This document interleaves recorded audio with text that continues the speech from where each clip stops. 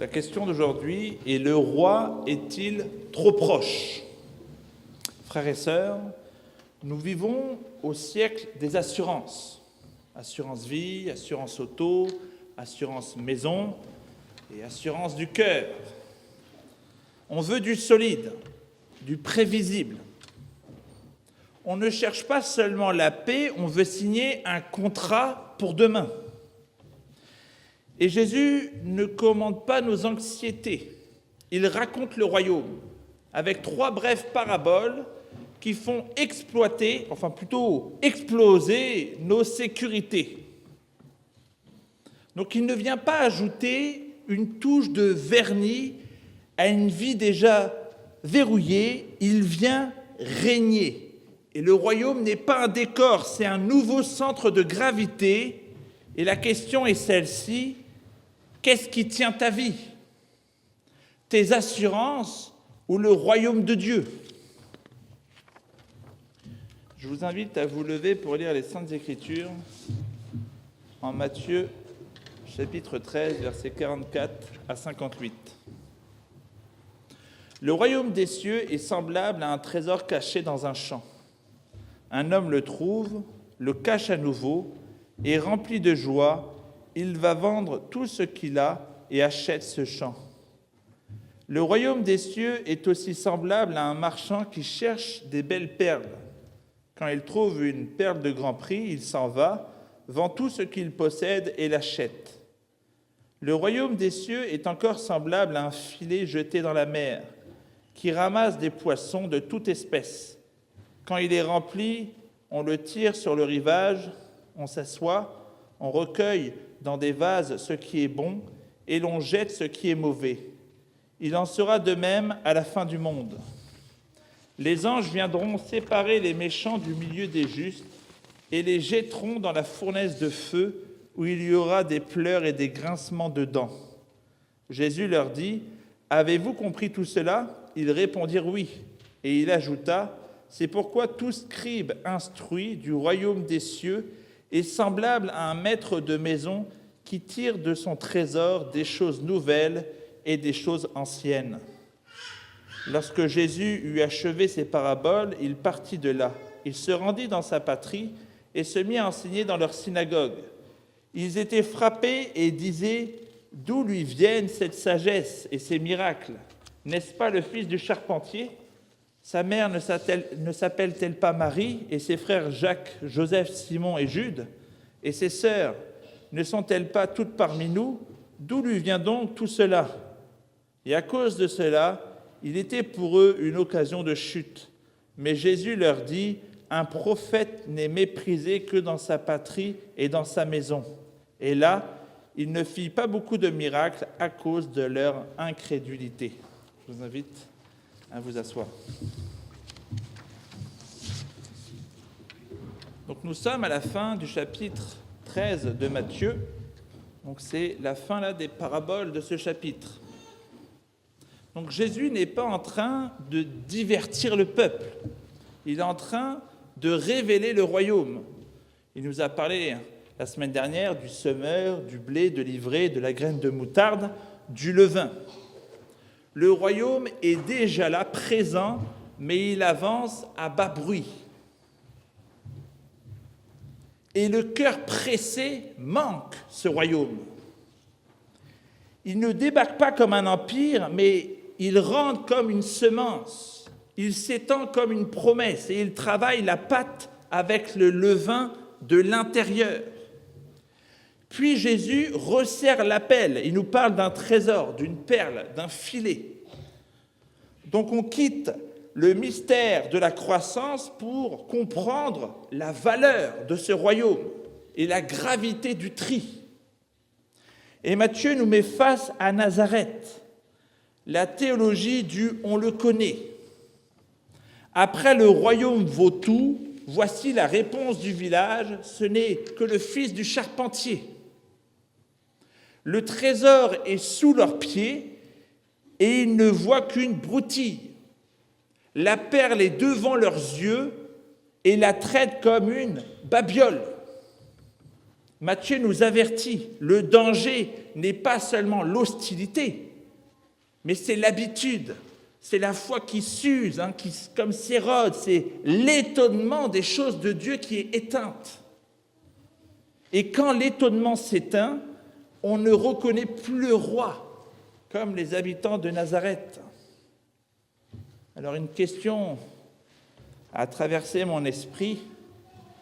Jésus-Christ est-il devenu trop ordinaire dans ta vie?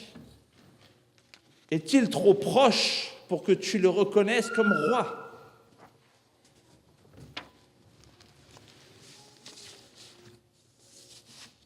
Jésus dit, le royaume des cieux est comme un trésor caché dans un champ. Donc la première leçon est que le royaume est réel. Il est caché au regard sans foi, mais il est visible à celui qui est réveillé. Un homme trouve, et le texte ne dit pas qu'il cherchait. La grâce peut surprendre, elle peut te tomber dessus comme une évidence que tu n'avais jamais vue. Puis il y a un geste étrange, il le cache de nouveau. Donc là, ce n'est pas une ruse morale.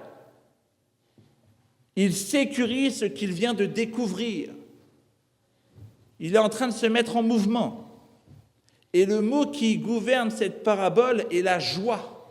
Jésus place la joie au cœur du renoncement. Ce n'est pas « je perds tout pour prouver ma fidélité », comme si Dieu avait besoin d'un spectacle, comme si le royaume gagnait à coups de sacrifices héroïques. C'est « j'ai trouvé mieux que tout, alors je lâche le reste », non par tristesse, mais par bon sens. Il vend tout, il achète le champ. Et la conclusion est claire, quand tu vois la valeur du royaume, tout le reste change de rang. Et peut-être qu'aujourd'hui, ton champ ressemble à une routine, à une fatigue, à une foi un peu usée. Mais si le trésor est là, que le Seigneur, par son esprit, rouvre tes yeux et rallume ta joie. Donc, dans la première parabole, le royaume surgit comme une surprise. On le découvre sans l'avoir cherché. Et dans la seconde, Jésus montre l'autre face de la même vérité. Le royaume est aussi la fin d'une longue quête. Le deuxième tableau, la perle, ici, ce n'est pas un promeneur, c'est un marchand. Un homme entraîné à reconnaître la valeur. Donc il cherche, il compare, il évalue. Puis il trouve une perle, unique, incomparable. Et il va faire le même geste que la première parabole. Il vend tout. Jésus répète volontairement parce que notre cœur se fabrique 1000 exceptions. On aimerait dire le royaume, oui, mais pas à ce prix.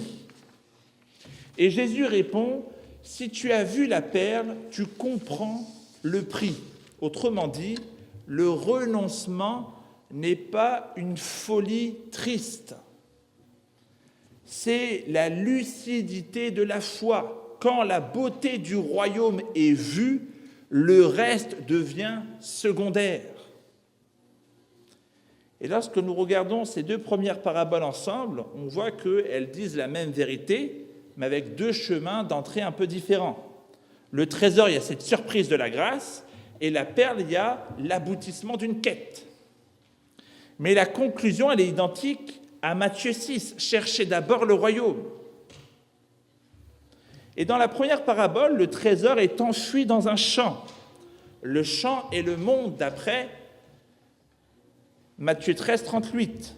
Et dans ce monde se tient aussi l'histoire d'Israël, où Dieu a caché son trésor messianique.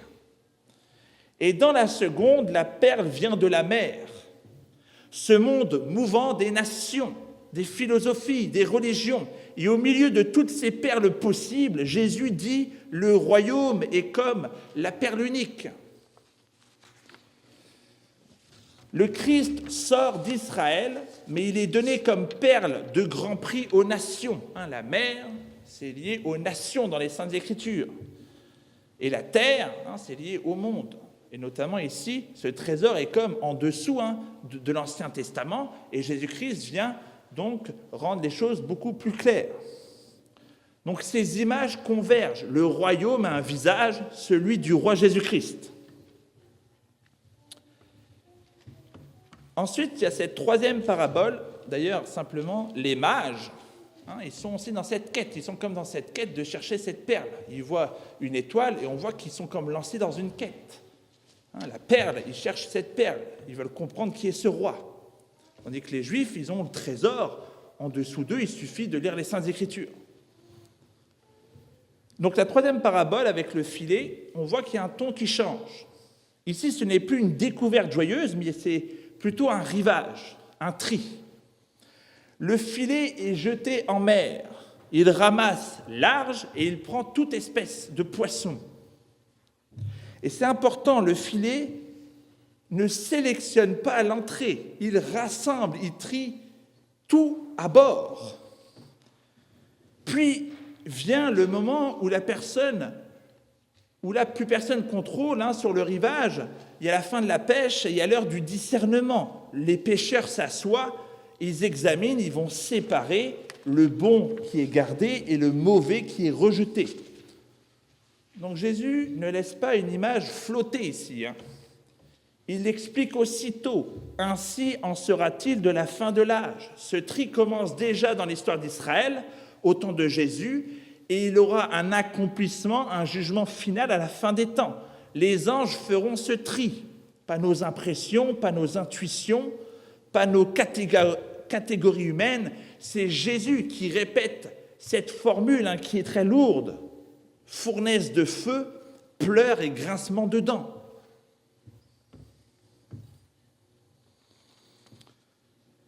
Il est peut-être en train de nous dire qu'il ne faut pas confondre la patience de Dieu, Dieu est patient, mais ceci ne veut pas dire qu'il y a une absence de jugement. Il y aura un tri.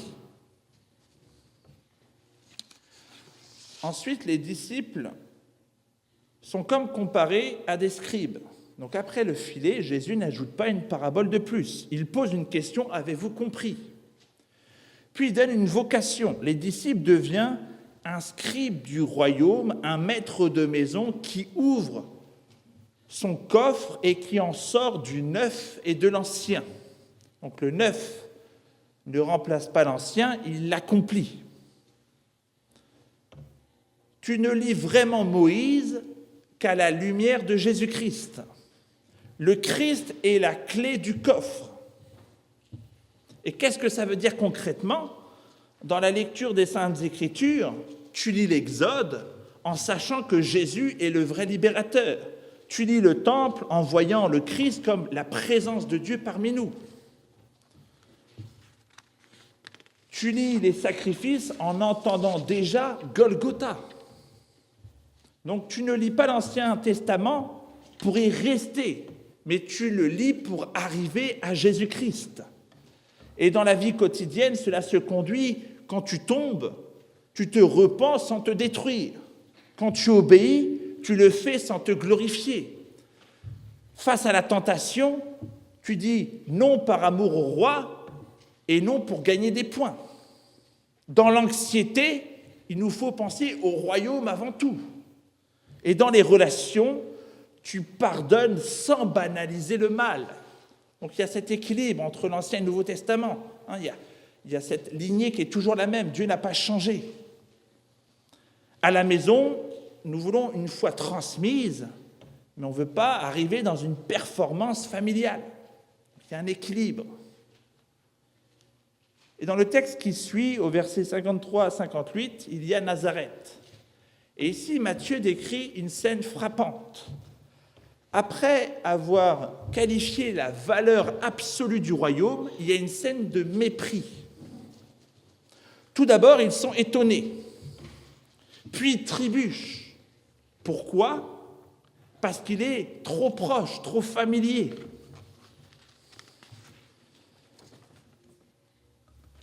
Le pire refus n'est pas toujours hostile, il peut être banal. On le connaît, on l'a vu petit, alors on le réduit. Voilà la fin du ministère de Galilée. Le scandale de Nazareth, ce n'est pas l'ignorance, mais c'est la familiarité qu'ils ont avec Jésus-Christ. Il est comme tellement proche qu'ils n'en voient même plus le roi. Il ne manque pas d'informations, mais il manque d'adoration.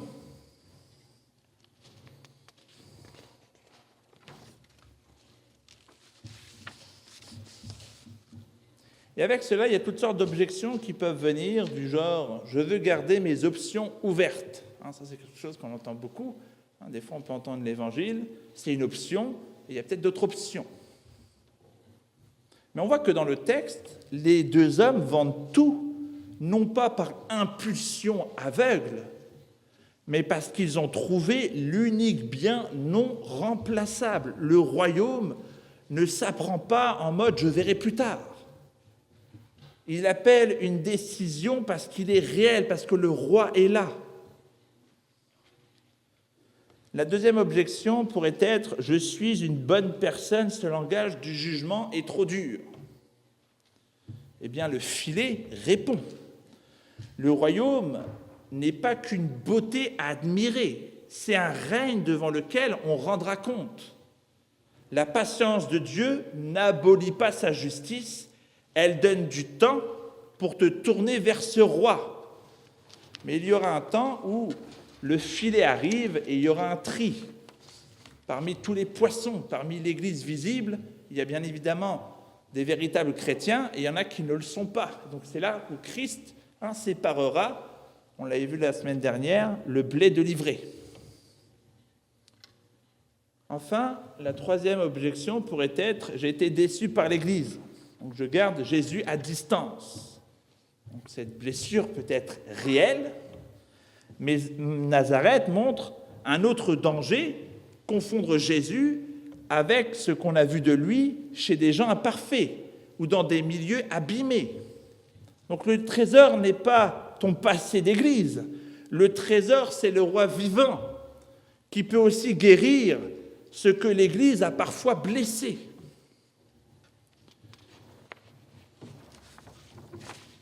Alors en conclusion, frères et sœurs, ce texte ne te demande pas d'aimer un radicalisme fou. Il te demande de voir la beauté du roi. Si tu vois le trésor, tu comprends la joie. Si tu vois la perle, tu comprends le prix. Et si tu entends le filet, tu comprends l'urgence. La question n'est pas « es-tu prêt à tout perdre ?» La vraie question est « as-tu vu ce que tu reçois ?» Car le royaume n'est pas une ruine glorifiée. C'est une richesse donnée, c'est un don. Alors ne faisons pas de Jésus un souvenir de village, ni un prophète de salon, ni un ajout à notre sécurité. Il est roi, il est sagesse vivante, il est l'accomplissement d'Israël, il est le Seigneur du champ et de la mer. Et il nous dit ce soir, il y a un champ, un trésor, il y a une joie. Ne repars pas comme si ce n'était rien. Alors ne vous laissez pas voler le cœur par la fatigue, par l'habitude ou par les peurs modernes qui engendrent toute cette anxiété. Ne traitez pas Jésus comme Nazareth. Il devient tellement proche qu'il est banal, tellement connu qu'il est comme réduit.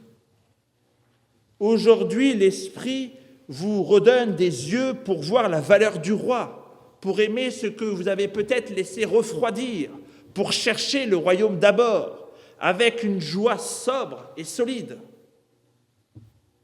Et si vous êtes faible, souvenez-vous, ce roi ne vous demande pas une performance, il vous donne un royaume. Alors relevez la tête et marchez avec cette paix simple. Vous avez trouvé mieux que tout. Prions. Éternel, nous voyons cette question. Le roi est-il trop proche ? Et parfois, on a peut-être banalisé ta royauté dans notre relation.